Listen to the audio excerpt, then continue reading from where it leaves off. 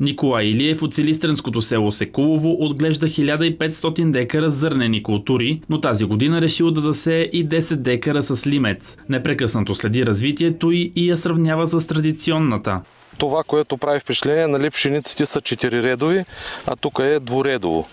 И разликата също е, ето в и пшеницата, и лимеца са сети просто няколко дни разлика по време на сидбата. Виждаме, че пшеницата почти започва да зрее, лимеца все още е доста зелен.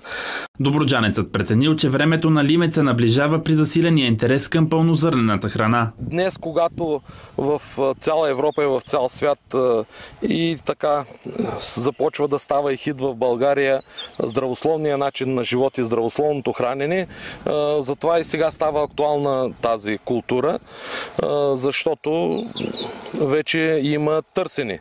Попитахме и производителите на хляб дали биха се заинтересували от брашно от лимец.